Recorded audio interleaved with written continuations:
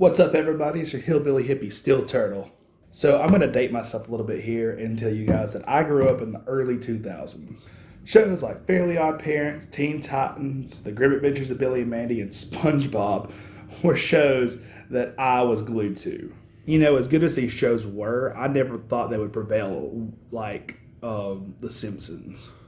Fast forward to today, and I noticed that some of my childhood shows are still going, or they ended way past the time that they were supposed to. The Fairly Odd Parents stayed on for 16 years, ending in 2017, and as far as I know, SpongeBob is still going. Like, I remember being young and being just super disappointed when one of my shows ended, but I also picked up on the idea that shows don't need to outstay their welcome. I know some shows ended prematurely, but some shows, like Avatar: The Last Airbender and Danny Phantom, ended up wrapping up the whole show in a bow. A nice bow, or a meh bow. You know, here or there. Ending a show where it needs to end, or unfortunately prematurely, prevents it from suffering from what SpongeBob and Fairly Odd Parents suffered from. Burnout. Burnout. Munchie.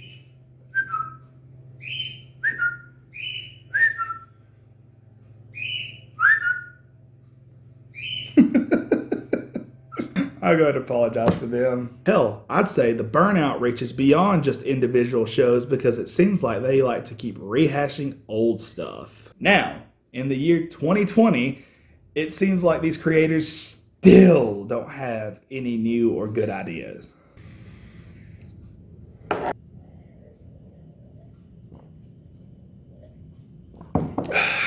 I recently stumbled across two different things in the past week that have, for a lack of a better phrase, rustled my jimmies. Nickelodeon has announced that Patrick Star from SpongeBob is getting a spin-off series. It was also announced that the CW is going to be making a live-action Powerpuff Girls series. Like, what the fuck? So I'll give you guys a rundown of what these two shows are supposed to be from the articles I read. I'll give a rundown of what the Patrick spinoff is supposed to be first. This article is taken from Deadline.com. According to sources, the Patrick Star Show is in the vein of the Larry Sanders Show and Comedy Bang Bang, with Patrick hosting his own late-night talk show. I hear the series would revolve around Patrick and his family. It's the voice of Patrick. I'm sorry, I don't know how to pronounce his name.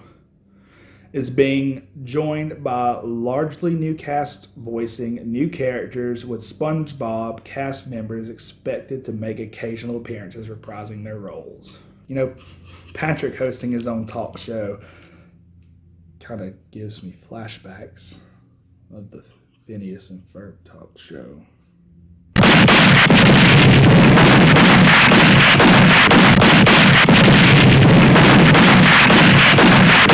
It wasn't that good.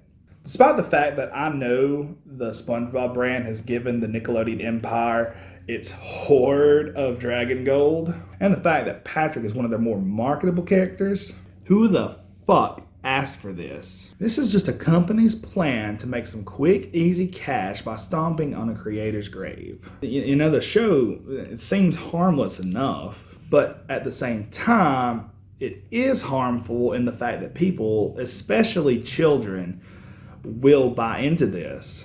It isn't immoral to back this kind of material. Backing this kind of material tells creators that they don't need to come up with any kind of original material. It just keeps them picking different dead horses to beat. Now, let's talk about a gritty reboot of a beloved childhood show.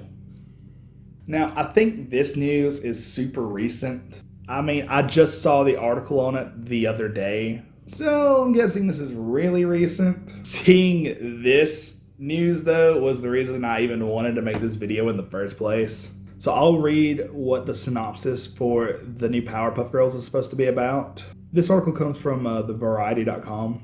I'll put the links to the articles that I'm reading in the description because there's more in the article that I didn't read. I just wanted to read synopsises. The Powerpuff Girls could soon fly again. Variety has learned that the live-action version of a classic... Oh my lord, I can't fucking talk. The Powerpuff Girls could soon fly again. Variety has learned that a live-action version of the classic Cartoon Network series is in development at the CW. In the updated version of the series, the titular superheroes are now disillusioned 20-somethings who resent having lost their childhood to crime fighting. Will they agree to reunite now that the world needs them more than ever? The project hails from writers and executive producers Heather Regnier and Diablo Cody. I'll apologize if I accidentally mispronounce names again. Greg Berlanti, Sarah Schechter, and David Madden will executive produce via Berlanti Productions. Warner Brother Televisions will produce. I've got nothing much to say about this except the question I've asked a lot throughout this video. Why? I will say I have been a sucker for a lot of the CW's DC shows like Arrow and Flash, which I haven't watched any of these shows in years, so I have no idea what is going on now. But gritty Powerpuff Girls? Really? Really? I don't know. I just don't know. I've got nothing. No retaliation for this. I just find it kind of lazy at this point. Shit, that's cold. I know that the Powerpuff Girls did have a reboot a few years back on Cartoon Network, and we know how that turned out.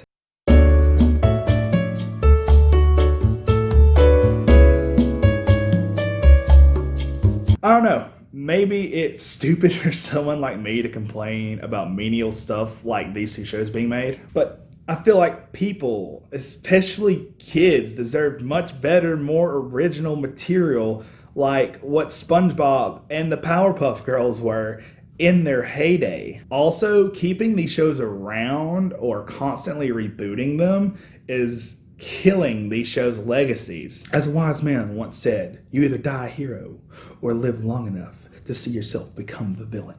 Well, that's the end of my rant. Thank you for watching. Like and subscribe if you like what you see, or don't if you don't like what you see. I'm not going to tell you what to do. Not your fucking dad. Check out some of the other stuff we got on our YouTube channel. It's not much, but we're hoping to have more soon. You're all beautiful, and I hope you all have a beautiful day. Peace.